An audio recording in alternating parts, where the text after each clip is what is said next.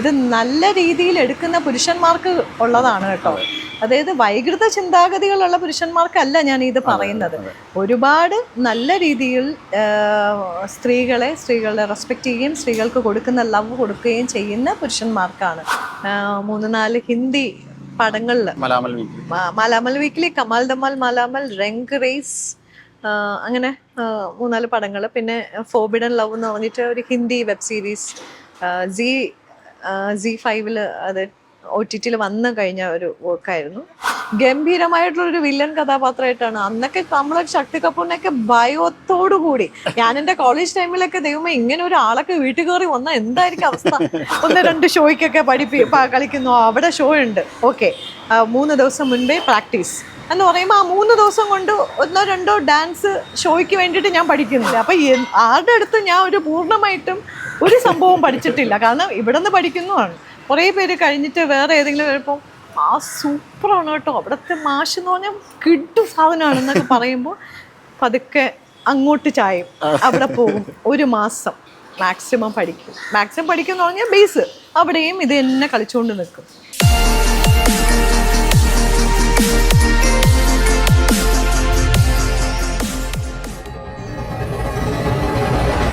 ഇത് മലയാളത്തിൽ നിരവധി കഥാപാത്രങ്ങൾ ചെയ്തു. അതിൽ നിന്ന് പിന്നീട് തെന്നിന്ത്യയിലെ മറ്റു ഭാഷകളിലേക്ക് പോയി. തെലുങ്കിൽ ചെയ്തിട്ടുണ്ട്, തമിഴ് ചെയ്തിട്ടുണ്ട്. അവിടുത്തെ ഒക്കെയുള്ള അനുഭവം എങ്ങനെയായിരുന്നു? തെലുങ്ക് എനിക്ക് ഒരു വേർഡ് പോലും എനിക്ക് അറിയില്ല. ഇപ്പൊ കൂടെ എനിക്ക് ഒരു വേർഡ് പഠിച്ചാൽ പോലും അത് കുറെ ബൈഹാർട്ട് ചെയ്ത് എനിക്കൊരു ഡയലോഗ് എനിക്ക് പ്രസന്റ് ചെയ്യാൻ പറ്റത്തുള്ളൂ. കാരണം അത്രയും തമിഴ് എനിക്ക് അങ്ങനെയല്ല, നന്നായിട്ട് പറയും. തമിഴിൽ കുറെ വർക്കുകൾ ഞാൻ ചെയ്തു അല്ലാണ്ട് തന്നെ. അപ്പൊ അതുകൊണ്ട് തന്നെ തമിഴ് ഭയങ്കര ഫ്ലുവൻ്റ് ആണ്. മലയാളവുമായിട്ട് ഒരുപാട് സാമ്യം ഉള്ളത് കൊണ്ടും തമിഴ്. പക്ഷെ തെലുഗു അങ്ങനെയല്ല, ഒരു വേർഡ് പോലും പുതിയതായിട്ട് പഠിക്കണം. അപ്പം അത് ഭയങ്കര ബുദ്ധിമുട്ടായിരുന്നു. ഞാനൊരു തെലുഗിലൊരു മൂവി ചെയ്തപ്പോൾ അത് കംപ്ലീറ്റ് മലേഷ്യയിലായിരുന്നു ഷൂട്ടൊക്കെ. പക്ഷെ ഞാൻ ശരിക്കും അന്ന് അത് വർക്ക് ചെയ്തുകൊണ്ടിരുന്നപ്പോൾ ഞാൻ ഇങ്ങനെ വിചാരിച്ചു, ഇത് എൻ്റെ ആദ്യത്തെ അവസാനത്തതുമായിട്ടുള്ള ഒരു സിനിമ ആകണേന്ന്. നമുക്ക് കാരണം പ്രോംപ്റ്റിംഗ് ഇല്ല. അപ്പൊ ഈ പ്രോംപ്റ്റിംഗ് ഇല്ലാത്ത പക്ഷം നമ്മൾ ഇത് ബൈഹാർട്ട് ചെയ്യണം. ഒരു വേർഡിൻ അത് ആ ഡയലോഗിന്റെ വേർഡ് മീനിങ് നമ്മൾ അപ്പൊ പറഞ്ഞു തരുന്നേ ഉള്ളൂ. ആ പറഞ്ഞു തന്നതിന് ശേഷം അത്രയും ഇങ്ങനെ ബൈഹാർട്ട് ചെയ്ത് ഇരിക്കണം. ഇപ്പൊ തമിഴിൽ ഓക്കെ, മലയാളത്തിൽ വർക്ക് ഉണ്ട്. അയ്യോ എനിക്ക് കാരണം നമുക്ക് ബുദ്ധിമുട്ടാൻ പറ്റുന്നില്ല എന്നുള്ളതല്ല, നമുക്ക് ബുദ്ധിമുട്ടാനായിട്ടുള്ള ഒരു സമയമില്ല. അത് പഠിച്ചെടുത്ത് അതിനെ ഇത് ചെയ്ത് അങ്ങനെയൊക്കെ വരുമ്പോൾ അതിന് ഭയങ്കര ബുദ്ധിമുട്ടായിരുന്നു ആക്ച്വലി. അപ്പൊ അതുകൊണ്ട് ഞാൻ ആ അത്തരം പ്രോജക്റ്റുകളിലോട്ട് പിന്നെ കുറച്ച് ഹിന്ദി വർക്കുകൾ ചെയ്തു. അത് പ്രിയദർശൻ നമ്മുടെ മലയാളത്തിലെ അഭിമാനമായിട്ടുള്ള സംവിധായകന്റെ 3-4 ഹിന്ദി പടങ്ങളിൽ മലാമൽ വീക്കിലി, കമാൽ ദമാൽ മലാമൽ, രംഗ് റേസ്, അങ്ങനെ 3-4 പടങ്ങൾ. പിന്നെ ഫോർബിഡൻ ലവ് എന്ന് പറഞ്ഞിട്ട് ഒരു ഹിന്ദി വെബ് സീരീസ് Z5 അത് OTT വന്നു കഴിഞ്ഞ ഒരു വർക്കായിരുന്നു. ഓംപുരി, ശക്തി കപൂർ, നാനാ പടേക്കർ, പരേഷ് റാവൽ എന്നൊക്കെ പറഞ്ഞു കഴിഞ്ഞാൽ വൺ ഓഫ് ദ ഫൈനസ്റ്റ് ആർട്ടിസ്റ്റുകളിൽ ഒന്നാണ് പരേഷ് റാവൽ, നാനാ പടേക്കർ എന്നൊക്കെ പറഞ്ഞാൽ. ഓംപുരി സർ എന്നൊക്കെ പറഞ്ഞു കഴിഞ്ഞാൽ ഹിന്ദി സിനിമകൾ കണ്ടിട്ടുള്ളവരും ഇപ്പോഴും അത് ആസ്വദിക്കുന്നവർക്കും അവരുടെ വാല്യൂ എന്താന്ന് ഞാനൊന്നും പറയേ വേണ്ട. അപ്പം അത്തരം പ്രതിഭകളോട് വർക്ക് ചെയ്യാൻ പറ്റി എന്നുള്ളത് വലിയൊരു. ഹിന്ദിയിൽ ഈ പറഞ്ഞ പോലെ നായകന്മാരെക്കാൾ ഉപരിയാണ് ഇവർ നിൽക്കുന്നത്. ഇപ്പൊ ഓംപുരി ആയാലും പരേഷ് റാവൽ ആയാലും ഒക്കെ നാച്ചുറൽ അഭിനേതാക്കൾ. അവിടെ ഒന്നും നായകന്മാർക്കോ നായികക്കോ ഒന്നും ഒരു സ്ഥാനവും ഇല്ല. ഈ പറയുന്ന ക്യാരക്ടർ റോൾ ചെയ്യുന്ന ഇവരൊക്കെ വന്ന് നിന്ന് പെർഫോം ചെയ്യുമ്പോ അവരുടെ മുന്നിലൊന്നും ഒന്നും അല്ലാണ്ടിരിക്കും. ഹീറോസ് ആയിട്ട് വർക്ക് ചെയ്യുന്നവരൊക്കെ അങ്ങനെ എന്തോ ചെയ്തു പോകും. പക്ഷെ ഇവരൊക്കെ എന്ന് പറഞ്ഞാൽ ക്ലാസിക് ആക്ടേഴ്സ് ആണ്. അത്തരം ക്ലാസിക് പടങ്ങളും ഒരുപാട് ഹെവി വർക്കുകളും നമുക്ക് സമ്മാനിച്ചിട്ടുള്ള ആൾക്കാരാണ് നാനാ പടേക്കറൊക്കെ. അപ്പം അന്ന് ഞാൻ വർക്ക് ചെയ്യുമ്പം സാറിനൊക്കെ ഒരു 60-62 വയസ്സാണ്. അന്ന് വർഷങ്ങൾക്ക് മുമ്പ് ഒരു 10, 15, 16, 18 വർഷങ്ങൾക്ക് മുമ്പൊക്കെയാണെന്ന് തോന്നുന്നു ഞാൻ വർക്ക് ചെയ്യുന്നത്. അന്നൊക്കെ അദ്ദേഹത്തിന് അത്രയും വയസ്സുണ്ട്. എന്തെങ്കിലും വിചാരിച്ചിരുന്നോ ആദ്യകാലത്ത്? ഒരിക്കലും. ഞാനൊക്കെ കോളേജിലൊക്കെ പഠിക്കുമ്പോൾ ഞങ്ങൾ ഹിന്ദി സിനിമ കാണുന്ന പ്രേമികളാണ്, ഹിന്ദി പ്രേമികളാണ്. അപ്പൊ കോളേജിൽ നിന്നൊക്കെ ക്ലാസ്സസ് ഒക്കെ ബങ്ക് ചെയ്ത് പോകുന്നതൊക്കെ ഈ ഹിന്ദി സിനിമകൾക്കാണ്. അപ്പൊ അന്ന് തന്നെ ഈ അമീർ ഖാൻ, ഷാരൂഖ് ഖാൻ ഇവരൊക്കെയാണ് അന്നത്തെ ഖയാമത്ത് സി ഖയാമത്ത് അങ്ങനെയൊക്കെ കുറേ പടങ്ങളുണ്ടല്ലോ അമീർ ഖാന്റെ ഒക്കെ. അപ്പൊ ആമീർ ഖാന്റെ ഒക്കെ മൂവീസ് ഒക്കെ ഭയങ്കര ഒരു ഫോളോവർ ആയിരുന്നു. അപ്പൊ അന്ന് അതിനോടൊപ്പം തന്നെയാണ് ഇവരെ പോലെയുള്ള ഇപ്പൊ ഡാൻസ് പോലുള്ള സിനിമയിലൊക്കെ മിഥുൻ ചക്രവർത്തിയുടെ പഴയ സിനിമകളിലൊക്കെ ശക്തി കപൂർ ഗംഭീരമായിട്ടുള്ള ഒരു വില്ലൻ കഥാപാത്രമായിട്ടാണ്. അന്നൊക്കെ നമ്മളെ ശക്തി കപൂറിനൊക്കെ ഭയത്തോടു കൂടി, ഞാൻ എന്റെ കോളേജ് ടൈമിലൊക്കെ ദൈവമേ ഇങ്ങനെ ഒരു ആളൊക്കെ വീട്ടിൽ കയറി വന്നാൽ എന്തായിരിക്കും അവസ്ഥ.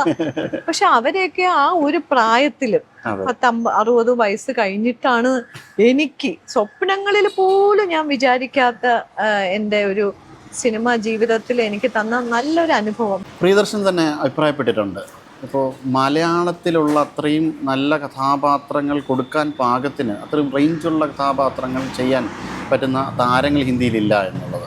അത് ചേച്ചിക്ക് എങ്ങനെയാണ് അനുഭവപ്പെട്ടിട്ടുള്ളത്? ആ അഭിപ്രായത്തിനോട് പൂർണ്ണമായിട്ട് യോജിക്കുന്നു. കാരണം മലയാളത്തിലെ പ്രതിഭകളെന്ന് പറഞ്ഞാൽ നിങ്ങൾക്ക് എല്ലാവർക്കും അറിയാം, ഒരു ഇൻഡസ്ട്രിയിലും ഈ പ്രതിഭകളെ വെല്ലുന്ന പ്രതിഭകളെ വേറെ എവിടെയും കാണാൻ പറ്റില്ല. അത്രത്തോളം മിടുക്കരാണ് മലയാളത്തിലെ ഓരോ ആർട്ടിസ്റ്റുകൾ. അവർ തന്നെ നമിക്കുന്നവരാണ് നമ്മളൊക്കെ. മലയാളത്തിലുള്ള ഓരോ ആർട്ടിസ്റ്റുകളെയും അവർക്ക് എത്ര ഫാൻസ് എന്നറിയാമോ നമ്മുടെ മലയാളി ആർട്ടിസ്റ്റുകൾക്ക്. അന്യഭാഷകളിൽ നമ്മുടെ ഫിലിം മേക്കിംഗ് എല്ലാം അവർ ആരാധനയോടുകൂടി നോക്കുന്നവരാണ്. സോ മലയാളത്തിനെ വെല്ലുന്ന ഓരോ പ്രതിഭകളും എവിടെയും കാണാൻ പറ്റില്ല.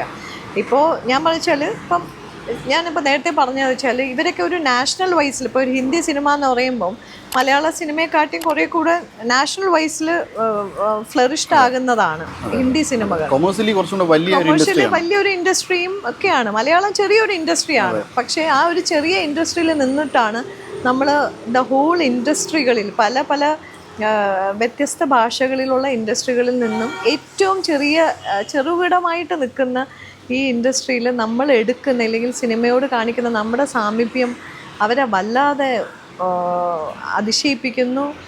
അവരെ ഇങ്ങനെ എന്താ പറയുക, ഭയങ്കരമായിട്ട് നമ്മുടെ അഡിക്റ്റായി പോകുന്ന രീതിയിലാണ് ഇവിടുത്തെ ഓരോ ആർട്ടിസ്റ്റുകളുടെ പ്രകടനം.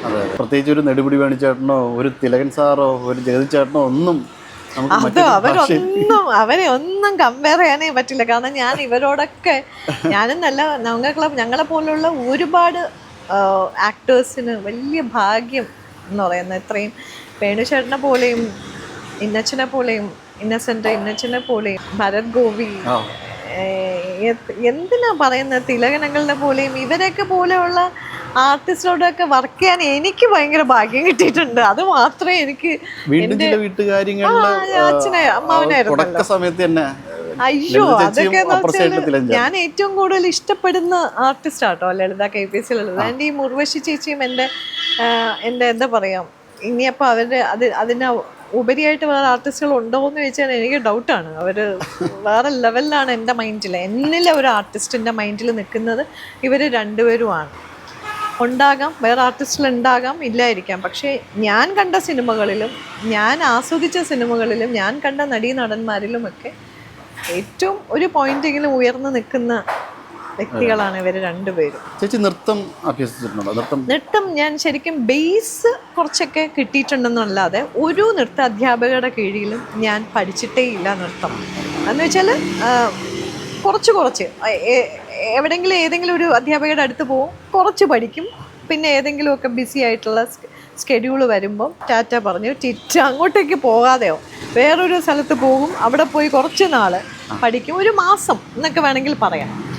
അങ്ങനെയാണ്. അല്ലാതെ എനിക്ക് ബേസായിട്ട് പല ഇടങ്ങളിലും പോയിട്ട് സംഭവങ്ങൾ പഠിക്കുന്നു എന്നല്ലാണ്ട് പിന്നെ ഏതെങ്കിലും ഒരു ഷോസ് വരുമ്പോഴോ ഏതെങ്കിലുമൊക്കെ പ്രോഗ്രാം വരുമ്പോഴോ ഇവരാരെങ്കിലും പഠിപ്പിക്കുന്നു കളിക്കുന്നു എന്നതിന് അപ്പുറമായിട്ട് അതിൻ്റെ ചിട്ടയോടുകൂടി, ഇപ്പോൾ ഒരു കുഞ്ഞു കുട്ടി ഒരു 3 വയസ്സിലെ പഠിക്കുന്ന അത്തരം ചിട്ടയോടുകൂടി ഞാൻ ഇതുവരയ്ക്കും പഠിച്ചിട്ടില്ല.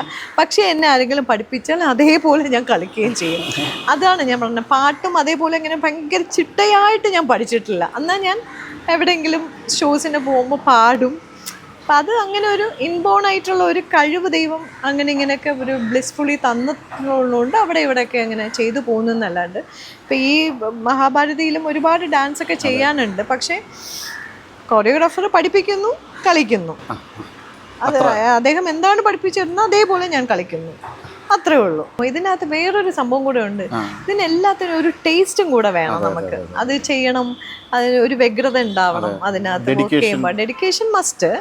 അത് നമ്മൾ ഓട്ടോമാറ്റിക്കലി വരുന്നതാണ്. പക്ഷെ അത് ചെയ്യാനുണ്ടാവുന്ന ഒരു ടേസ്റ്റ് ഉണ്ടല്ലോ, അത് ഉണ്ടാവണം. അതാകുമ്പം ഏതൊരു ആർട്ട് ഫോമും എല്ലാവർക്കും ഹൃദയസ്ഥമാക്കാൻ പറ്റും. അതിനോടുള്ള ഒരു സാമീപ്യം, ആ ഒരു കലയോടുണ്ടാവുന്ന ഒരു ഇഷ്ടമാണ് ബേസിക്കലി. അത് കളിച്ചാൽ എങ്ങനെയിരിക്കും, അത് നന്നായിരിക്കില്ലേ, അപ്പൊ അത് ഓട്ടോമാറ്റിക്കലി ഡെഡിക്കേഷനിലേക്കൊക്കെ അങ്ങ് മാറും. അല്ല, താല്പര്യങ്ങൾ വ്യത്യസ്തമായ മേഖലയിലാകുമ്പോൾ സ്വാഭാവികമായിട്ടും നമ്മുടെ ചിന്തയും അതിനോടൊപ്പം. പിന്നെ ബേസിക്കലി ഞാനൊരു കലാകാരിയാണ്. അപ്പം അതുകൊണ്ട് തന്നെ ഏതൊരു കലാ ഫോമും എൻ്റെ മുന്നിലേക്ക് വരുമ്പോൾ അത് എനിക്ക് പഠിക്കണം എന്നൊക്കെ ഉള്ളൊരു ത്വര ഉണ്ടാകും. പക്ഷേ നമ്മൾ ചില സാഹചര്യങ്ങളിൽ ഇപ്പോൾ ഒരു കഥകളി പഠിക്കണമെന്ന് ചോദിച്ചു കഴിഞ്ഞാൽ എനിക്ക് കഥകളി കാണാൻ ഭയങ്കര ഇഷ്ടമാണ്. കഥകളിയുടെ എന്ന് പറഞ്ഞാൽ 1 മാസം 2 മാസം കൊണ്ട് പഠിക്കുന്നതല്ല. അത് ഏതൊരു ആർട്ട് ഫോം, ഇപ്പം ഭരതനാട്യം ആവട്ടെ, മോഹിനിയാട്ടം ആവട്ടെ, നമ്മളൊരു യൂത്ത് ഫെസ്റ്റിവലിന് കളിക്കുന്നതിന് 1 മാസം 2 മാസം കിട്ടുന്ന ഒരു പഠനമല്ല അതിന് വേണ്ടത്. അതൊരു കടൽ പോലെ കിടക്കുകയാണ്. അത് കുഞ്ഞുനാളിലേ അതിനെ അഭ്യസിച്ച് നമ്മൾ ഏത് ഉറക്കത്തിൽ ഇതിനുമൊക്കെ അതിൻ്റെ താളവും രാഗവും ഏത് അവസ്ഥകളിലാണ് അത് കളിക്കേണ്ടത്, ആ കഥാപാത്രങ്ങൾ, നമ്മൾ ചെയ്യുന്ന കഥാപാത്രങ്ങളുടെ പൂർണ്ണത, അതെല്ലാം ഒരു നാട്യത്തിൽ തന്നെയുണ്ട്, ഒരു നൃത്തത്തിൽ തന്നെ. അതെല്ലാം കൃത്യമായി പഠിക്കണം. സാധാരണ സോക്കോൾഡ് യൂത്ത് ഫെസ്റ്റിവലിന്, അതാണ് ഞാൻ, സോക്കോൾഡ് യൂത്ത് ഫെസ്റ്റിവലിന് 1-2 ഷോയ്ക്കൊക്കെ കളിക്കുന്നു. അവിടെ ഷോ ഉണ്ട്, ഓക്കെ, 3 ദിവസം മുൻപേ പ്രാക്ടീസ് എന്ന് പറയുമ്പോൾ ആ 3 ദിവസം കൊണ്ട് 1-2 ഡാൻസ് ഷോയ്ക്ക് വേണ്ടിയിട്ട് ഞാൻ പഠിക്കുന്നു. കോറിയോഗ്രാഫി എന്ത് ചെയ്യുന്നു അതേമാതിരി ചെയ്യും കേട്ടോ, അതേമാതിരി ചെയ്യും. അതും വേറൊരു കഴിവും കൂടെയാണ്. അത് ആക്ച്വലി തീരെ അങ്ങനെ പഠിക്കാതെ അങ്ങനെ നമ്മൾ കളിക്കുന്നുണ്ടല്ലോ എന്നുള്ളൊരു സംഭവം കൂടെ ഉണ്ട്. അപ്പം അതൊക്കെയെന്ന് പറയുന്നത് ഭയങ്കര ബ്ലെസ്ഡ് ആണ് ശരിക്കും. അപ്പം അങ്ങനെ കളിക്കുമ്പോൾ എല്ലാവരും ചോദിക്കും, ഇതൊന്ന് ഒരു കൃത്യമായിട്ടൊന്ന് പഠിച്ചിരുന്നെങ്കിൽ വേറെ ലെവലായാണ്. എൻ്റെ ടീച്ചേഴ്സ് വരെ പറഞ്ഞിട്ടുള്ളതാണ്, സോന ഒന്നിലും സ്റ്റിക്ക് ഓൺ ചെയ്യത്തില്ല. ഇവിടെ വന്ന് പഠിക്കാൻ വന്നു 1 മാസം കിട്ടിയാൽ കിട്ടിയാളെ, കിട്ടിയില്ലെങ്കിൽ ഇല്ല എന്നുള്ളതാണ്. അതെന്താ നിങ്ങൾക്കൊക്കെ എന്താ അങ്ങനെയൊക്കെ ഇത്രയൊക്കെ കഴിവും കാര്യങ്ങളും ഒക്കെ. ഒരുപാട് എൻ്റെ ഗുരുക്കന്മാര്, നൃത്ത അധ്യാപകര് പലരും പറഞ്ഞിട്ടുള്ളതാണ്, അടുത്ത മാസം ഉണ്ടാവുമോ എന്ന് ചോദിക്കുന്ന ഇതാണ്. പക്ഷെ ആ പാഷനാണ് എനിക്ക്, കളിക്കാനുള്ള ഇഷ്ടം കൊണ്ട് നമ്മൾ പോകുമ്പോൾ അവിടെ കുറച്ച് ബേസ് കിട്ടുന്നു. എവിടെ ചെന്നാലും ബേസിൽ കളിക്കാൻ പറ്റുന്നുള്ളൂ. കാരണം എല്ലാ അധ്യാപകന്മാരും പുതിയതായിട്ട് തുടങ്ങുമ്പോൾ ബേസിലല്ലേ. അപ്പൊ ആരുടെ അടുത്ത് ഞാൻ പൂർണ്ണമായിട്ടും ഒരു സംഭവം പഠിച്ചിട്ടില്ല. കാരണം ഇവിടെ നിന്ന് പഠിക്കുന്നതാണ്. കുറേ പേര് കഴിഞ്ഞിട്ട് വേറെ ഏതെങ്കിലും വരുമ്പോൾ സൂപ്പറാണ് കേട്ടോ, അവിടുത്തെ മാഷ് എന്ന് പറഞ്ഞാൽ കിട്ടു സാധനമാണ് എന്നൊക്കെ പറയുമ്പോൾ പതുക്കെ അങ്ങോട്ട് ചായും, അവിടെ പോകും. 1 മാസം മാക്സിമം പഠിക്കും എന്ന് പറഞ്ഞാൽ ബേസ് അവിടെയും ഇത് തന്നെ കളിച്ചുകൊണ്ട് നിൽക്കും. അപ്പം അതുകൊണ്ട് ആ ഒരു സാധനം കുറച്ചായിട്ട് ഉണ്ടെന്നല്ലാണ്ട് പൂർണ്ണമായിട്ടും ഒരു അരങ്ങേറ്റം ചെയ്യാൻ പറ്റുന്ന രീതിയിലേക്ക് ഒരു അധ്യാപകരുടെ കീഴിൽ ഞാൻ പഠിച്ചിട്ടില്ല. ഇടക്കാലത്ത് ചില സിനിമകളുടെ കുറച്ച് ഡയലോഗുകൾ, അത് ഏതിലാണെന്ന് ചേച്ചിക്ക് ഓർക്കാൻ പറ്റുന്നുണ്ടോ എന്നൊന്ന് നോക്കാൻ വേണ്ടിയിട്ടാണ്. ഓർക്കാൻ പറ്റുന്നോ എന്ന് ശ്രമിച്ചു നോക്കാം. ഈ ഏട്ടത്തിയുടെ കാര്യം എന്തിലും കുറ്റം മാത്രമേ കണ്ടുപിടിക്കൂ? പട്ടണത്തിൽ സുന്ദരൻ അല്ല, ഈ ഏട്ടത്തിയുടെ കാര്യം എന്തിലെ കുറ്റം മാത്രമേ കണ്ടുപിടിക്കൂ? ഞാൻ പറഞ്ഞതായി അരണ്യങ്ങളുടെ വീട് അല്ല, ആദ്യത്തെ സിനിമ മലയാളത്തിലെ മുതിർന്നതിന് ശേഷം ആദ്യത്തെ സിനിമ തോൽക്കോട്ടത്തിൽ ആദ്യം പറയുന്ന. ഇപ്പൊ പാവങ്ങൾക്ക് ശത്രുസംഹാര പൂജ വേണ്ടത് മേനൻ അറിയാത്തോണ്ടാ. ഡോക്ടർ ഇന്നസെന്റ്. അതെ, ഡോക്ടർ ഇന്നസെന്റ്. ഗാന്ധിയുടെ മദ്യവിരുദ്ധ സമരങ്ങളിൽ പങ്കെടുത്തത് കൊണ്ട് എനിക്ക് മദ്യത്തിനോട് അധികം ആസക്തി ഇല്ലാതായി മാറി. ഇത് വായിച്ചു കൊടുക്കുന്ന ഒരു രംഗമാണ്. ഏതിലാണെന്ന് വായിച്ചു കൊടുക്കുന്ന ഒരു രംഗം. ഏറ്റവും പ്രധാനപ്പെട്ട കഥാപാത്രം പാസഞ്ചർ. ഏറ്റവും പ്രധാനപ്പെട്ട അവാർഡ് വിന്നിംഗ് കഥാപാത്രം. നെയ്ത്തുകാരൻ.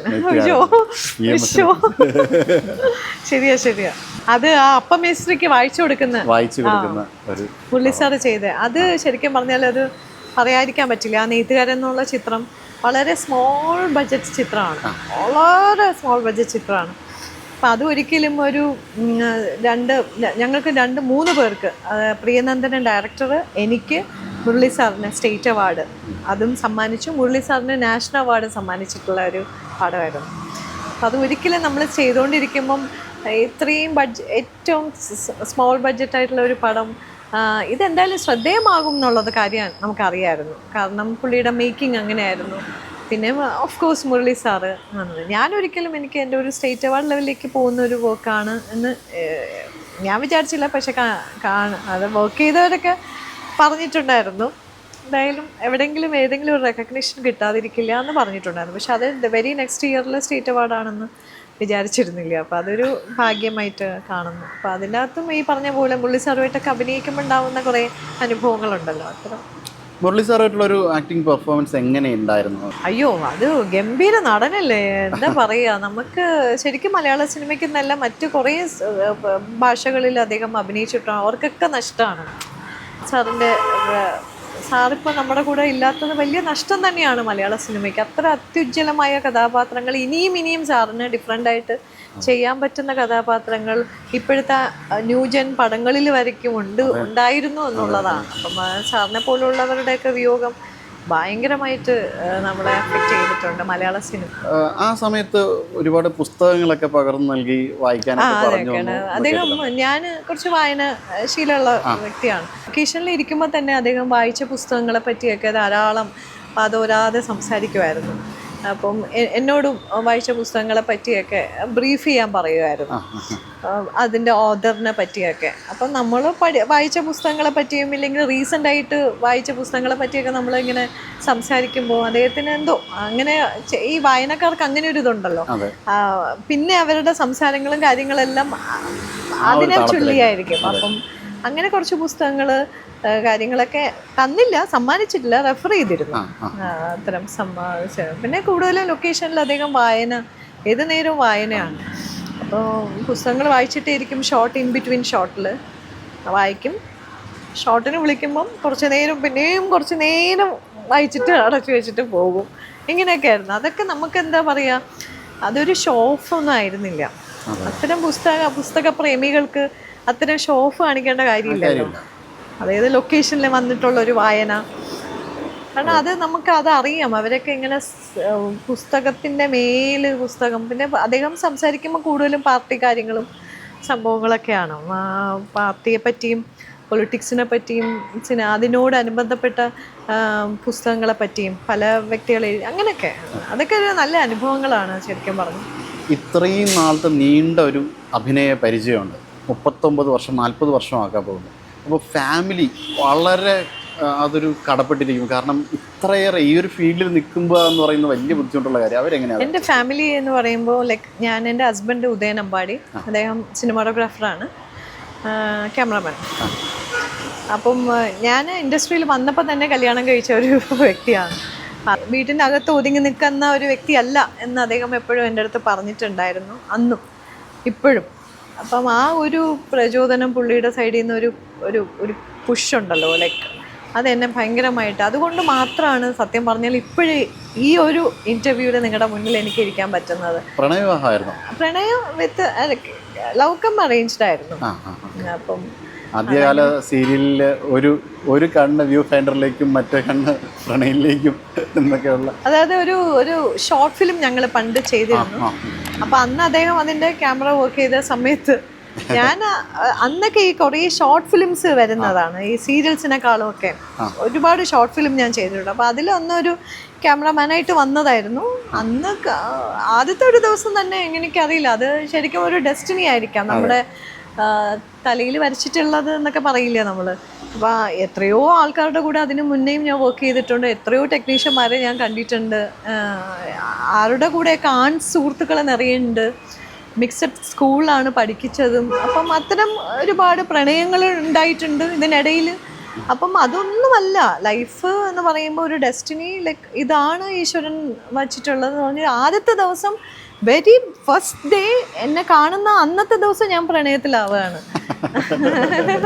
അതെന്താണെന്ന് ഇപ്പോഴും ഞങ്ങൾക്ക് ഒരു ക്വസ്റ്റ്യൻ മാർക്കാണ്, എന്നിലും അദ്ദേഹത്തിനും. എനിക്കറിയില്ല, ഞങ്ങൾ ഇപ്പോഴും അതുവരെ ആൾക്കും അതെ, എന്നെ കണ്ടപ്പോൾ ഇഷ്ടമായി, എനിക്കും ഇഷ്ടമായി. ഇഷ്ടം പിന്നെ നമ്മൾ നോട്ടങ്ങളിൽ ആ ഇഷ്ടം പറഞ്ഞു. അന്നത്തെ നൈറ്റ് തന്നെ എൻ്റെ അച്ഛനായിരുന്നു എൻ്റെ കൂടെ വർക്കിനൊക്കെ വന്നുകൊണ്ടിരുന്നത്. അച്ഛനോട് അദ്ദേഹം ഡയറക്റ്റായിട്ട് സംസാരിക്കുക ചെയ്തേ, മകളെ ഇനി എപ്പോഴെങ്കിലും ആർക്കെങ്കിലും കയ്യിൽ പിടിച്ച് കൊടുക്കുകയാണെന്നുണ്ടെങ്കിൽ ഇങ്ങനെ ഒരാളിവിടെ ഉണ്ടെന്ന് അങ്കിൾ ഓർക്കണം എന്ന് പറഞ്ഞിട്ട് അച്ഛനോട് അത് പറയുക ചെയ്തത്. അപ്പൊ അച്ഛനും ഭയങ്കര അതിശയായിപ്പോയി. കാരണം ഇതൊക്കെ നമ്മൾ മുന്നേ ഉള്ള പ്രണയമായിരുന്നോ എന്ന് വരെ എൻ്റെ അച്ഛൻ ചിലപ്പോൾ ഡൗട്ട് അടിച്ചിട്ടുണ്ടാവാം. കാരണം ആദ്യമായിട്ടാണ് ഞാൻ അദ്ദേഹത്തെ കാണുന്നത് ലൊക്കേഷനിൽ. പക്ഷേ അങ്ങനെയും കൂടെ അദ്ദേഹം അങ്ങനെ അന്നത്തെ ദിവസം കണ്ടു, ഒരു ദിവസം പ്രണയിച്ചു, ഒരു ദിവസം തന്നെ ആള് എൻ്റെ അച്ഛനോട്, എന്നോട് പോലും അല്ല, എൻ്റെ അച്ഛനോടാണ് ഡയറക്റ്റായിട്ട് പോയിട്ട് പ്രപ്പോസ് ചെയ്യിക്കുന്നത് എന്നെ, മകളെ. അത് ലോക ചരിത്രത്തിലാ. അങ്ങനെ സാധാരണ പ്രണയമൊക്കെ നമ്മളടുത്താണല്ലോ ചോദിക്കുക, കല്യാണം കഴിച്ചുകൂടെ, ഇല്ലെങ്കിൽ ആയിക്കൂടെ. അച്ഛനോട് ചെന്നിട്ട് മകളെ ആർക്കും കൊടുത്തേക്കരുത്, കൊടുക്കാൻ ആഗ്രഹിക്കുന്നുണ്ടെങ്കിൽ സർ ഞാനാണ് അപ്പോ അങ്ങനെ തുടങ്ങി. അപ്പൊ അതിലേക്ക് നമുക്ക് കുറച്ചും കൂടെ ഒരു ഇത് വരുമല്ലോ. അങ്ങനെ ഒന്ന് ചോദിക്കുമ്പോൾ നമുക്ക് ആ ഒരു വ്യക്തിയോട് ഉണ്ടാവുന്ന ഒരു ഇഷ്ടം കുറേ കൂടെ കൂടി. കാരണം ഡയറക്റ്റ് ആയിട്ട് നമ്മൾ ഇങ്ങനെ സോക്കോൾഡ് പൈങ്കിളി പ്രണയ കഥകളിലേക്കൊന്നും മാറിയിട്ടില്ല. ഡയറക്റ്റ് ആയിട്ട് അച്ഛൻ. പിന്നെ അധികം നാളൊന്നും നീട്ടി അച്ഛനും അമ്മയും കൂടെ നീട്ടി അതിനെ വച്ചില്ല. വിത്തിൻ 6 months ഞങ്ങളുടെ എൻഗേജ്മെൻറ്റ് മൂകാംബികയിലായിരുന്നു, റിംഗ് എക്സ്ചേഞ്ച്. അത് കഴിഞ്ഞ ഉടനെ തന്നെ അതിൻ്റെ ഒരു 6 മാസം കഴിഞ്ഞപ്പോൾ, 2-3 മാസം കഴിഞ്ഞപ്പോൾ, എൻഗേജ്മെൻറ്റ് കഴിഞ്ഞ് 3 മാസം കഴിഞ്ഞപ്പോൾ കല്യാണം. അപ്പോൾ 21ാമത്തെ വയസ്സിൽ ഞാൻ കല്യാണം കഴിയുന്നു. അന്ന് മുതൽ പിന്നെ എന്തായി, വീടായി, ഭർത്താവായി, അതിൻ്റെ ഇഷ്ടങ്ങൾ അങ്ങനെ പോയിക്കൊണ്ടിരിക്കുന്നതിൻ്റെ ഇടയിൽ കൂടെ ഇഷ്ടംമാതിരി വർക്കുകൾ വന്നു. അദ്ദേഹം ഒന്നിനും ഒരു തടസ്സം, കാരണം ഭയങ്കര ഒരു എന്താ പറയുക, നല്ല ഫ്രീഡം തരുന്ന ഒരു വ്യക്തിയാണ്. പിന്നെ ആൾക്ക് എല്ലാവരെയും, സിനിമാക്കാരെയും സുഹൃത്തുക്കളെ തന്നെ ഇഷ്ടംമാതിരി ഉണ്ട്. അപ്പം അതിനകത്ത് പുള്ളിക്ക് ഒരു ഡൗട്ടിൻ്റെയോ ഇല്ലെങ്കിൽ ഭയങ്കര അണ്ടർസ്റ്റാൻഡിങ് ആണ് ഞങ്ങൾ രണ്ടുപേരും. അപ്പം അതുകൊണ്ട് തന്നെ ഒരു 29ാമത്തെ വിവാഹ വാർഷികം ഇപ്പോൾ കഴിഞ്ഞിട്ടേ ഉള്ളൂ. അപ്പം അത്തരം വർഷങ്ങളൊക്കെ നീണ്ടു നിൽക്കുന്നതിൻ്റെ ഒരു കാര്യവും വേറൊന്നും കൊണ്ടല്ല, ഒന്നാമത് വലിയൊരു കാര്യം ബ്ലെസ്സിങ് ആണ്. ദാറ്റ് പ്ലസ് നമുക്ക് ഉണ്ടാവുന്ന ആ ഒരേ ഇൻഡസ്ട്രിയിൽ വർക്ക് ചെയ്യുന്നവരുണ്ടാവുന്ന ഒരു അണ്ടർസ്റ്റാൻഡിങ്. പിന്നെ രണ്ടുപേരുടെ പ്രൊഫഷൻ, ഇപ്പം അദ്ദേഹം എക്സ്ട്രീം ഡിഫറെൻ്റ് ആയിട്ടുള്ളൊരു പ്രൊഫഷനാണ് ക്യാമറ. ഒരു ടെക്നീഷ്യൻ, ഞാനൊരു ആർട്ടിസ്റ്റാണ്. ഈ ആർട്ടിസ്റ്റിന് അദ്ദേഹം നല്ല ബഹുമാനം തരും. ആസ് എ ക്യാമറാമാൻ ഞാൻ അദ്ദേഹത്തിന് നല്ല ബഹുമാനം കൊടുക്കും. ഇപ്പോൾ ഞങ്ങൾ 2 പടം അദ്ദേഹം ക്യാമറ ചെയ്ത വർക്കിൽ ഞാൻ അഭിനയിച്ചുകൊണ്ടിരുന്നു. അതൊക്കെ അതിൻ്റെ രീതിയിൽ നടക്കുന്നുണ്ട്. പക്ഷെ മക്കളില്ല കേട്ടോ, കുഞ്ഞുങ്ങളില്ല. അപ്പൊ ആരെങ്കിലും ചോദിച്ചു കഴിഞ്ഞാൽ ഞാൻ പറയും ഇത്രയും വയസ്സുള്ള ഒരാള് എൻ്റെ മകനുണ്ട്. അയാളും പറയും ഇത്രയും വയസ്സായിട്ടുള്ള ഒരു കുട്ടി എൻ്റെ മകളായിട്ടുണ്ട് എന്നൊക്കെ പറയും. അപ്പൊ മകനും മകളും ഒക്കെ ഞങ്ങൾ തന്നെ, ഭാര്യയും ഭർത്താവും ഞങ്ങൾ തന്നെ, അച്ഛനും അമ്മയും ഞങ്ങൾ. ഈ പ്രണയം ഇത്രയേറെ തീവ്രം, ആ പ്രണയത്തെ ഇത്രയേറെ തീവ്രമാക്കിയതും അതായിരിക്കാം. ഞാൻ ഇതിനേക്കാളൊക്കെ ഉപരി ഞാൻ ഒന്ന് വിശ്വസിക്കുന്ന ഒരു സംഭവം എന്ന് വെച്ചാല് പവറാണ്. അതെ, തീർച്ചയായും. അത് നമ്മൾ ഇനി എന്തൊക്കെ ആയിട്ട് നിന്നാലും എന്തും അനുഭവിച്ചേ പോകാനും പറ്റത്തുള്ളൂ. കർമ്മയിൽ ഞാൻ ഒരുപാട് വിശ്വസിക്കുന്നുണ്ട്. അപ്പം അതൊക്കെ കൊണ്ടാണ് ഈശ്വരനായിട്ടാണ് എവിടെയോ കിടക്കുന്ന ഒരു വ്യക്തി, എവിടെയോ കിടക്കുന്ന എന്നെ ഒരു ഓൾ ഓഫ് എ സഡൻ ഒരു വർക്കിന് വരികയും ആ വർക്കിൽ ആദ്യത്തെ ഒരൊറ്റ ഷോട്ട് എടുക്കുന്നതിന് തൊട്ട് മുൻപേ പ്രണയിക്കുകയും, ഷോട്ടിന് മുൻപെയാണ് ഞങ്ങൾ പ്രണയിക്കുന്നത്. ഞാൻ മേക്കപ്പ് ചെയ്ത് വരുന്നു, അദ്ദേഹം ക്യാമറയിൽ നിൽക്കുന്നു, ക്യാമറയുടെ പിന്നാലെ നിൽക്കുന്നു, കാണുന്നു, ഇഷ്ടപ്പെടുന്നു, ആൾക്കും എന്നെ ഇഷ്ടമാവുന്നു. എനിക്കറിയില്ല അതെങ്ങനെയൊക്കെ സംഭവിച്ചു. അതൊരു വലിയൊരു അനുഗ്രഹമാണ്. അത്രയും മനസ്സിലാക്കാൻ, അത്രയും അണ്ടർസ്റ്റാൻഡിങ് ആയിട്ടുള്ള. നമുക്ക് പല ആൾക്കാരും വലിയ രീതിയിലുള്ള പ്രസംഗങ്ങളൊക്കെ ചിലത് നടത്തും. പക്ഷെ ഇപ്പോഴും ആക്ച്വലി അദ്ദേഹം ഓക്കെ, അദ്ദേഹം, പക്ഷെ എന്നെ പ്രണയിക്കുന്നവരുണ്ട് കേട്ടോ. എന്നെ പ്രണയിക്കുന്ന ആൾക്കാരുണ്ട്. ഈ പ്രണയം എന്ന് പറയുന്നത് എന്താ പറയാ, അത് ആർക്കും ഒന്നും റെസ്ട്രിക്ട് ചെയ്യാൻ പറ്റുന്ന ഒരു ഇമോഷൻ അല്ല അത് ആക്ച്വലി. ഒരുപാട് കലാ ആസ്വാദകരും ഇല്ലെങ്കിൽ കലയെ ഇഷ്ടപോലെ കലയെ പ്രണയിക്കുന്നവര് ഒരു കലാകാരിയെ പ്രണയിച്ചു എന്ന് പറയുന്നത് തെറ്റൊന്നുമല്ല. പ്രണയിക്കുന്നുണ്ട് ആൾക്കാര്. പല പ്രണയങ്ങളും എന്നോട് ഓപ്പൺ ആയിട്ട് തുറന്നു പറയുന്നവരും ഉണ്ട്.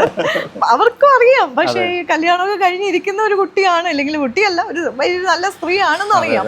പക്ഷെ എന്നാലും ആ പ്രണയത്തെയൊക്കെ നമ്മൾ ബഹുമാനിക്കുക ചെയ്യുന്ന കേട്ടോ. അത്തരം പ്രണയങ്ങളൊക്കെ വരുന്നത്, കാരണം പ്രണയമില്ലാതെ എന്ത് ലോകം, എന്ത് ആ പ്രണയത്തെ കാറ്റഗറൈസ് ചെയ്യുന്നത് ഒരിക്കലും ക്രൈമാണ് യഥാർത്ഥത്തിൽ. പക്ഷെ ഞാനത് ചില പ്രണയങ്ങളൊക്കെ ഞാൻ ഹസ്ബൻഡിനോട് പറയാറുണ്ട്.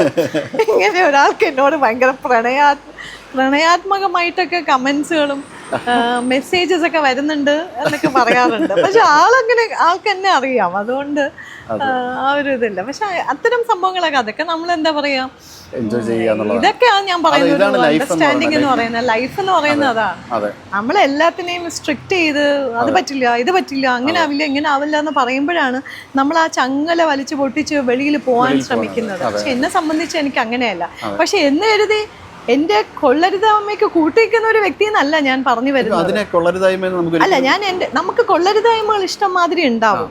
അതൊക്കെ ഒരു പേഴ്സണൽ തിങ് ആണ്. നമ്മുടെ കൊള്ളരുതായ്മകൾ നമ്മളത് ഓപ്പൺ അപ്പ് ചെയ്യേണ്ടതല്ല. എല്ലാവർക്കും നല്ലതും ഉണ്ടാവും ചീത്തയും ഉണ്ടാവും. പക്ഷെ എന്റെ ചീത്തകളുടെ അനുഭവങ്ങളോ അല്ലെങ്കിൽ എന്റെ ചീത്ത വശങ്ങളെയോ ഭയങ്കരമായിട്ട് പ്രോത്സാഹിപ്പിക്കുന്ന ഒരാളും അല്ല കേട്ടോ. അതുമല്ല, അതിൻ്റെതായിട്ടുള്ള സ്ട്രിക്ട്നെസ്സും ഉണ്ടാവും വീട്ടില്. പക്ഷെ എല്ലാത്തിനും ഒരു സ്വാതന്ത്ര്യം ഉണ്ടാവും. ആ സ്വാതന്ത്ര്യത്തിന്റെ മേലിലാണ് ഒരു പക്ഷേ ഇത്രയും ഭംഗിയായിട്ട് ഈശ്വരന്റെ ഒരു കടാക്ഷവും കൊണ്ട് ലൈഫ് ഇങ്ങനെ പോകാൻ സാധിക്കുന്നു. ഇപ്പോഴുണ്ടാകുന്ന ഈ ഇത്തരം ആരോപണ പ്രത്യാരോപണങ്ങൾ നിരവധി സിനിമാ രംഗത്തായാലും ഉണ്ടാകും. ഇതിൽ പെട്ടിട്ട് ഒരു ജെന്യുവിൻ കൺസേൺസ്, സ്ത്രീകളെ യഥാർത്ഥത്തിൽ അഫക്റ്റ് ചെയ്യുന്ന എന്നാൽ അവർക്ക് പരിഹാരം വേണ്ട ജെന്യുവിൻ കൺസേൺസ് നഷ്ടപ്പെട്ടു പോകുന്നെന്ന് തോന്നിയിട്ടുണ്ടോ? അല്ല, സ്ത്രീകളുടെ ആവശ്യത്തിന് വേണ്ടിയിട്ട് പല സ്ത്രീകളും അതിലേക്ക് മുന്നിലേക്ക് വരുന്നുണ്ട്. പക്ഷെ എല്ലാം ഒരു ഘട്ടം എത്തുമ്പോൾ നേടിയെടുക്കുന്ന ഒരു അവസ്ഥകളും സ്ത്രീകളിൽ ഉണ്ടാവാറുണ്ട്. അത് ഭയങ്കര സ്വാഗതാർഹമായിട്ടുള്ള ഒരു കാര്യമാണ്. ഏറ്റവും കൂടുതൽ അതിനെ പ്രശംസിക്കാതിരിക്കാനും പറ്റില്ല. ഒരു ഘട്ടത്തിലേക്ക് ഒരു പോയിന്റിലേക്ക് എത്തുമ്പം അത് നേടിയെടുക്കുന്ന ഒരു അവസ്ഥ, ആ അവസ്ഥയ്ക്ക് കൂട്ടു നിൽക്കുന്ന കുറേ വ്യക്തികൾ, നല്ല മനസ്സുകൾ, ഞാൻ പറയുന്ന നല്ല മനസ്സുകൾ, സ്ത്രീകൾക്കും വേണ്ട അവകാശങ്ങളും കാര്യങ്ങളും ഒക്കെ. നമുക്ക് ഒരു ഫീൽഡിൽ ഒരേമാതിരി രണ്ട് പറയുന്ന ലിംഗ വ്യത്യാസമില്ലാതെ വർക്ക് ചെയ്യുന്ന ഒരേ ഒരു ഫീൽഡിൽ ഒരു കൂട്ടര് താഴ്ത്തപ്പെടുകയും അങ്ങനെ ഒരിക്കലും പാടില്ല. ജെൻഡർ ഇക്വാലിറ്റി എന്തായാലും നമുക്കെപ്പോഴും ഒരു പുരുഷനിൽ നിന്നും ഒരു പടി താഴ്ന്നു നിൽക്കുന്ന ഒരു സ്ത്രീയെ തന്നെയാണ് ഞാൻ ഇഷ്ടപ്പെടുന്നത് കേട്ടോ. ഞാനങ്ങനെ ഒരു ഫെമിനിസത്തിന്റെ ആളല്ല. പക്ഷെ എപ്പോഴും ഒരു പുരുഷനിൽ നിന്നും ഒരു പടി താഴ്ന്നു നിൽക്കുന്ന സ്ത്രീക്ക് സൗന്ദര്യം ഉണ്ടാവുള്ളൂ എന്ന് ഞാൻ, ഭാഗ്യ സൗന്ദര്യമല്ല ഞാൻ ഉദ്ദേശിക്കുന്നത്, എല്ലാം കൊണ്ടും. അപ്പൊ അങ്ങനെ വരുമ്പോഴാണ് ഒരു പുരുഷൻ ഒരു സ്ത്രീയെ ശരിക്കും ബഹുമാനിക്കുക. പുരുഷനോട് നിൽക്കുമ്പോൾ ആ ഒരു ബഹുമാനം എവിടെയോ കുറയുന്ന പോലെ തോന്നും. ബഹുമാനവും നമ്മളെ ഇങ്ങനെ ഒന്ന് ചേർത്ത് നിർത്തില്ലേ, അത് നമ്മളൊന്ന് താഴ്ന്നു നിൽക്കുമ്പോഴേ അത് ഉണ്ടാവുള്ളൂ. ഇത് നല്ല രീതിയിൽ എടുക്കുന്ന പുരുഷന്മാർക്ക് ഉള്ളതാണ് കേട്ടോ. അതായത് വൈകൃത ചിന്താഗതികളുള്ള പുരുഷന്മാർക്കല്ല ഞാൻ ഇത് പറയുന്നത്. ഒരുപാട് നല്ല രീതിയിൽ സ്ത്രീകളെ റെസ്പെക്റ്റ് ചെയ്യുകയും സ്ത്രീകൾക്ക് കൊടുക്കുന്ന ലവ് കൊടുക്കുകയും ചെയ്യുന്ന പുരുഷന്മാർക്കാണ്. അപ്പോൾ അവിടെ നമ്മൾ പുരുഷന്മാരെ റെസ്പെക്റ്റ് ചെയ്യുന്നതിനോടൊപ്പം തന്നെ അവർക്ക് നമ്മളോടുണ്ടാവുന്ന കരുതലും കൂടുതലാകും എന്നാണ് എനിക്ക് തോന്നിയിട്ടുള്ളത്. അപ്പോൾ അതുകൊണ്ട് തന്നെ വൈകൃതമായ ചിന്താഗതികളുള്ള, ഇല്ലെങ്കിൽ ചീത്ത സ്വഭാവങ്ങളുള്ള, ഇല്ലെങ്കിൽ എപ്പോഴും ചീത്ത മാത്രം ഉദ്ദേശിച്ച് നടക്കുന്ന പുരുഷന്മാർക്കല്ല ഞാൻ ഈ പറയുന്നത് ബാധകമാകുന്നത്. നമ്മുടെ സൊസൈറ്റിയിൽ അത്രയും പെർഫെക്റ്റ് ആയിട്ടുള്ള, ജെനുവിൻ ആയിട്ടുള്ള, ഭയങ്കര ജമ്മായിട്ടുള്ള പുരുഷന്മാരുണ്ട്. സിനിമ ചെയ്തതിൻ്റെ അറ്റ് എ ടൈം സീരിയലുകളും ചെയ്തു, ധാരാളം സീരിയലുകളും ചെയ്തു, അതോടൊപ്പം തന്നെ വെബ് സീരീസ് ചെയ്തു. എല്ലാം ദൃശ്യഭാഷയുടെ എല്ലാ മേഖലകളും ടച്ച് ചെയ്തു എന്നുള്ളതാണ്. അപ്പം ഇനി അങ്ങോട്ട് എങ്ങനെയാണ്, എന്താണ് ഒരു അംബീഷൻ, ഒരു അംബീഷൻ ഉള്ള ഒരു അംബീഷ്യസ് ആയിട്ടുള്ള ഒരു റോൾ ഏതാണ്? അംബീഷ്യസ് ആയിട്ടുള്ള റോള് ഡയറക്ടറാണ്. അതെ, തീർച്ചയായും അത് പ്രതീക്ഷിച്ചിരുന്നത്. കാരണം നമുക്കത് മനസ്സിലാക്കാൻ കഴിയുന്നുണ്ട്. ചില ഇൻ്റർവ്യൂസ് കാണുമ്പോഴും ഒപ്പം ചേച്ചിയുടെ ചില റീലുകൾ കാണുമ്പോഴും സിനിമ കാണുമ്പോഴും ഇവരിൽ നിന്ന് എന്തോ കൂടുതൽ വരാനുണ്ട് എന്ന് നമ്മുടെ ആറാം ബ്രാൻഡിൽ നരേന്ദ്രപ്രസാദ് പറയുന്നത് പെട്ടെന്ന് നമുക്ക് ഉണ്ടാവുന്നതല്ല ആ ഒരു മോഹം. ഇത് ഒരുപാട് കാലങ്ങളായിട്ട് ഉണ്ടാവുന്നതാണ്. അപ്പം അതിനകത്ത് ശരിക്കും വർക്ക് ചെയ്തിട്ടുണ്ടോ എന്ന് ചോദിച്ചാൽ ആ ഒരു ഡയറക്ടർ ആകാനുള്ള ഒരു ലെവലിലേക്കുള്ള വർക്കിംഗ്, അതിൻ്റെ ഒരു ബിസൈഡ് ഇല്ലെങ്കിൽ ബിഹൈൻഡ് വർക്കിംഗ് ഒന്നും ഞാൻ തുടങ്ങിയിട്ടില്ല. അത് നന്നായിട്ടൊന്ന് പഠിച്ച് നല്ല സംഭവങ്ങൾ, ക്യാമറയുടെ ലെൻസിനെ പറ്റിയും ലൈറ്റിങ്ങിനെ പറ്റിയും മൊത്തത്തിൽ, കാരണം അത് എന്നെ ഹെൽപ്പ് ചെയ്യാൻ എൻ്റെ വീട്ടിൽ ആളുണ്ട്. അപ്പോൾ അത് ആ ഒരു സൈഡ് എനിക്ക് ഭയങ്കര ഇതാകും, അപ്പോഴേക്കും ഭയങ്കര ഹെൽപ്ഫുൾ ആവും. പിന്നെ പറയുന്ന പോലെ കുറേ ത്രെഡുകൾ, നല്ല നല്ല കണ്ടൻസ് വായിക്കണം. പിന്നെ ഈ പറഞ്ഞ മാതിരി എഡിറ്റിംഗ് സെൻസ് അതൊക്കെ ഉണ്ടാവണം. അപ്പം പല സിനിമകൾ കാണുമ്പോഴും അതിൻ്റെ എഡിറ്റിംഗ് ഒക്കെ ഞാൻ ഭയങ്കരമായിട്ട് ശ്രദ്ധിക്കും. ഏത് ടൈപ്പ് ഓഫ് എഡിറ്റിംഗ് ആണ് അങ്ങനെയൊക്കെ ഉള്ളത്. അങ്ങനെ കുറച്ച് അതിൻ്റെ പിന്നിലുള്ള, കാരണം ക്യാപ്റ്റൻ ഓഫ് ദ ഷിപ്പ് എന്ന് പറയുമ്പം ഡയറക്ടറാണ്. അപ്പം director should know each and every angle എന്നുള്ളതാണ്. എല്ലാ ഭാഗങ്ങളിൽ നിന്നും ഡയറക്ടർ മനസ്സിലാക്കിയിരിക്കണം. ഒരാളുടെ കോസ്റ്റ്യൂം, ഒരാളുടെ എല്ലാ രീതിയിലും ഡയറക്ടറിൻ്റെ കണ്ണ്. അപ്പം അങ്ങനെ മൊത്തത്തിലൊന്ന് പഠിച്ച് ചെയ്യണം. അതിന് ടൈം എടുക്കും. അതിനിപ്പം ഒരു ആക്ടർ ആവാനാണ് ചിലപ്പോൾ നമുക്ക് പ്രായവും പരിധിയും കാര്യങ്ങളൊക്കെ. ഒരു ഡയറക്ടർ ആവാൻ 60-70കളിലും ഞാൻ ചെയ്തെന്ന് വരും. പക്ഷേ അത് മീൻസ് 60ാമത്തെ വയസ്സിലോ അല്ലെങ്കിൽ 65ാമത്തെ വയസ്സിലോ ആണ് എൻ്റെ ഒരു ഡയറക്ടർ വെളിയിൽ വന്നാലോ അത് അറിയത്തില്ല. സ്ക്രിപ്റ്റും അത്തരത്തിലുള്ള സ്ക്രിപ്റ്റിംഗ് ആയിരിക്കാം ചോദിക്കുന്നതും ആൾക്കാരുടെ അടുത്ത്. ഞാൻ ചിലപ്പോൾ ഒന്നുകിൽ നമ്മൾ തന്നെ ഓൺ സ്ക്രിപ്റ്റിലേക്ക് പോകാറൊന്നും ആയിട്ടില്ല. ഞാൻ അത്രയും ഭയങ്കര ഒരു ലിറ്റററി വൈസ് ഞാൻ ഭയങ്കര ഹെവി ആയിട്ടുള്ള ഒരാളല്ല. അപ്പം അത് അപ്രോച്ചബിൾ ആണ്. ലൈക്ക് നല്ല സ്ക്രിപ്റ്റുകൾ വന്നു കഴിഞ്ഞാൽ ക്ലാസി ആയിട്ടുള്ള ഏതെങ്കിലും നല്ല വർക്കുകൾ, ഏതെങ്കിലും നല്ല നോവലുകളുടെ സംഭവങ്ങൾ എടുത്ത് ചെയ്യണം. അങ്ങനെയൊക്കെ കമേഴ്ഷ്യൽ വൈസ് നോക്കുന്നില്ല. ആസ് ഒരു ഡെബ്യൂ ഡയറക്ടർ എന്നുള്ളൊരു നിലയിൽ നമ്മളതൊരു കൈ വയ്ക്കുന്ന ഒരു സാധനം, ഒരു ചെറിയ സാധനമാണെങ്കിൽ അത് ചെറുതായിരിക്കണം, അത്രയേ ഉള്ളൂ. നിരവധി ക്ലാസിക് കഥാപാത്രങ്ങൾ അഭിനയിച്ച, പ്രത്യേകിച്ചും 4 പെണ്ണുങ്ങളിലൂടെയും പരദേശിയിലൂടെയും ഡാനിയിലൂടെയും ഒക്കെ നിരവധി ഇത്തരം കഥാപാത്രങ്ങൾ അഭിനയിച്ചിട്ട് തീർച്ചയായിട്ടും ഒരു ക്ലാസിക് സിനിമ ചെയ്യാൻ കഴിയും. 2025 ഏറ്റവും മനോഹരമായ വർഷമാവട്ടെ. ഏറ്റവും അടുത്ത് തന്നെ തെറ്റിയുടെ ഡയറക്ഷനിലൊരു സിനിമ കാണാൻ ഞങ്ങൾക്ക് എല്ലാവർക്കും ഒരു ഭാഗ്യം ഉണ്ടാവട്ടെ. വളരെയധികം നന്ദി. Thank you so much. Thank you.